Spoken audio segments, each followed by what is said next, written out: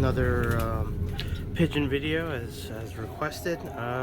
So actually I was going to talk about the structure of these pigeons and go from there. I am planning on doing some other videos with other animals like these guys down here, which are the golden pheasants. We have some chickens over here.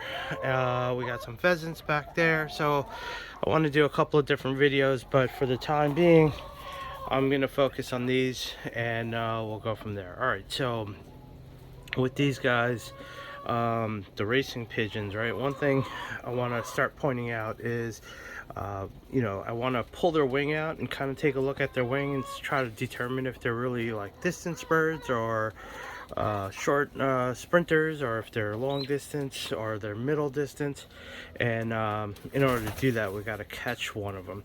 But before I catch them, they're all kind of puffed up. But if you look carefully, they have really big chest bones, and not chest bones, they have a lot of muscle around their chest, which is the main part that moves their wing back and forth, right? So let me put this video on pause real quick and see if I could catch one of these, and then we'll open their wings up and kind of take a look at what their wings look like, and try to figure out what kind of bird they are. All right, let me put you on pause.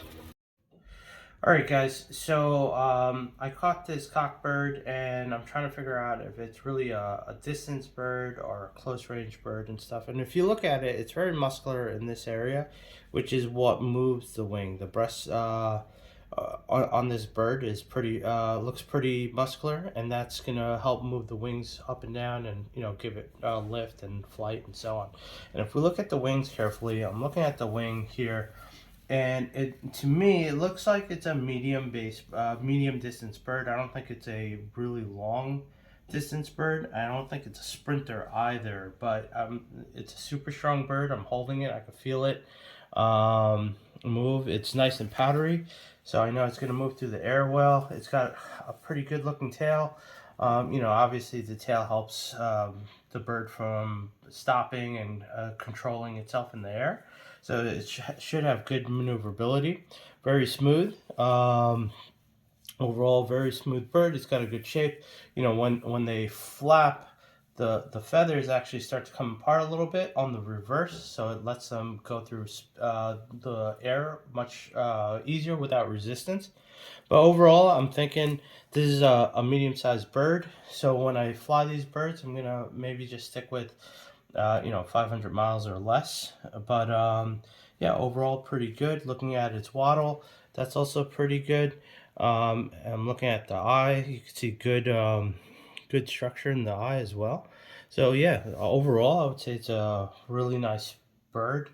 I'm no expert on these. Again, just getting into flying pigeons again, so I don't really know all that stuff that the racers know, because they're true experts. I'm just a hobbyist getting into flying birds.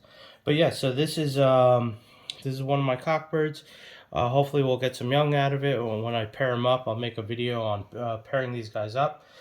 So let me get them back in the loft to have them inside, because I was kind of cold and I didn't want to, I also needed some help holding the camera so I can make this video. So yeah, that's kind of it. Again, we'll do a quick look at the wing. Looks pretty nice overall. Good structure on the bird itself. I think it's going to be a good flyer. Definitely on I'm leaning towards mid-range bird, not so much of a distance bird. But again, I'm going to try to maintain 500 miles or less with these guys for the time being. And then I don't know, if I get more birds, maybe I'll try to pick up like a Trenton line somewhere and try to do some more long distance stuff. But yeah, and that's kind of it on this bird update. But I'm going to take you back to the loft and show you a couple things in the loft, and then we'll wrap this video up. All right, well, thank you guys for watching, and let me put this on pause and bring him back to the loft. All right, we're back in their loft area. Yeah, so it looks like my birds are medium size. They're medium flying birds. Hopefully, yeah, this winter we'll pair them up. or in February we'll pair them up and we'll try to get some young birds, and once we get some young birds we'll start their flying sessions. I'll try to video it for you. Again, like I said, I'm no expert, and the racers are really the experts. I'm just trying to fly some birds, and just for fun. Also want to get my daughter into it, so hopefully she'll appreciate these birds as well. Other than that, I mean, if you see the video and you think maybe I'm wrong, which is a good possibility, just let me know. I always thought the pigeons that were sprinters have a more of a curve on the middle. It almost breaks into like a V shape, and then the really long distance birds that have longer feathers, longer wings, which these guys, I would definitely, again, I'm still sticking with the medium distance birds on these, but even a medium distance good amount, I'm pretty confident I should be able to get away with up to 500 miles. I know the long distance birds, at least the Trentons, they would do races from California to New York. I don't know how many miles that is, but it's a lot. From what I understand, it's like they could probably easily do like 1,500 miles and so on. And I think that was the original breed in the World War II pigeon. I don't know, the pigeons that were used in the army. Not really sure, but yeah, it would be kind of cool. Maybe in the future I could come across those. But yeah, so this is my next pigeon video. I'm gonna try to put it together. Other than that, like I mentioned, I definitely want to do the pheasants and the chickens and videos on them as well. And I have a lot of gardening projects. So based on my channel, and obviously please leave me comments, and I'll try to adjust my channel accordingly. But I want to do a garden video once a week and an animal video once a week. So we'll release 2 videos every Tuesday and Friday. Tuesday try to do animal videos, Fridays try to do garden videos.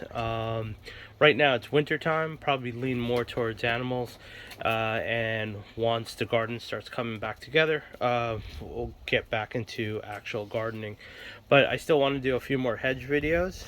They seem to be doing really well, and there's definitely that's another, I mean, I want to build a community where we're talking about hedges and plants and animals and so on, but everything that portrays to kind of like a small scale homesteading. And the last thing, what I'm finding is there's a good amount of people watching the videos. I don't have a lot of subscribers and a lot of interaction with individuals. A few people did leave comments, so if you do get an opportunity and you have the time, please do leave me a comment. I'd love to hear from you. One of the main things I watch YouTube for is to learn, and I kind of started this channel in reverse, right? I kind of wanted to not necessarily try to teach people stuff because I'm no expert, but I would like to learn. So hopefully as people write me comments, they could give me direction on what I need to be doing as far as husbandry of these birds and my gardens and so on. So I'm going to use this as a learning opportunity for myself as well. All right, well, I hope you guys enjoyed my videos. I'll keep working on it, and yeah, I guess if you get a chance, subscribe, leave me comments. This way we could start some communication and really learn together, and grow as better, I don't know, homesteaders or backyard gardeners, and so on. All right, have a great weekend, and I will catch you on the next one. Thank you. Bye.